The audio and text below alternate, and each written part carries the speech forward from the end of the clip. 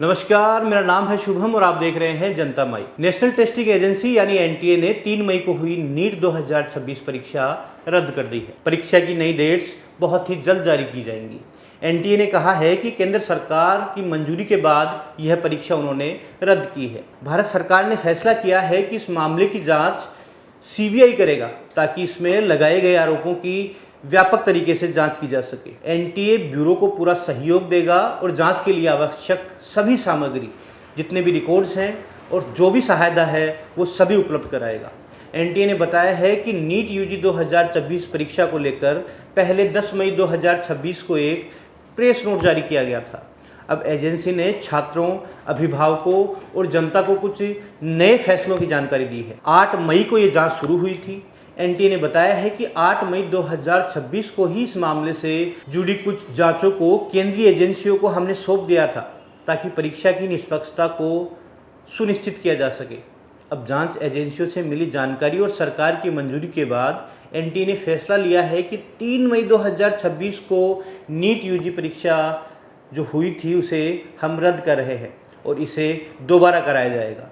नई परीक्षा की तारीखें जल्द ही घोषित की जाएंगी। जांच एजेंसियों से मिले निष्कर्षों के आधार पर यह तय किया गया है कि मौजूदा परीक्षा प्रक्रिया को जारी नहीं रखा जा सकता, इसलिए पारदर्शिता बनाए रखने के लिए परीक्षा दोबारा कराई जाएगी। तो बड़ा सवाल यह है कि कितनी जल्द ये नीट की परीक्षा दोबारा की जाएगी। पेपर लीक का अहम मुद्दा तब आया कि एक गैस पेपर से लगभग 600 नंबर के ये सवाल है जो हूबहू मैच हो गए। आशंका है कि परीक्षा का पर्चा पहले ही लीक हो गया था। राजस्थान में कई स्टूडेंट्स के पास हाथ से लिखा हुआ गैस पेपर मिला है जिसमें सवाल असल परीक्षा से मैच हो रहे हैं। यहाँ तक कि जो ऑप्शंस हैं उनका पैटर्न भी हूबहू मैच हो रहा है।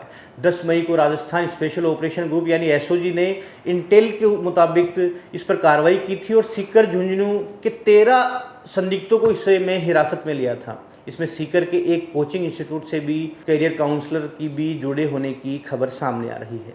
720 में से 600 नंबर के सवाल कॉमन कैसे हो सकते हैं? जांच में सामने आया है कि परीक्षा में 720 में से 600 नंबर के सवाल 2 दिन पहले ही सीकर के छात्रों के पास पहुंच गए थे। दरअसल एक गैस पेपर केरल के कॉलेज में एमबीबीएस कर रहे स्टूडेंट ने 1 मई को सीकर के अपने दोस्त के पास भेजा था।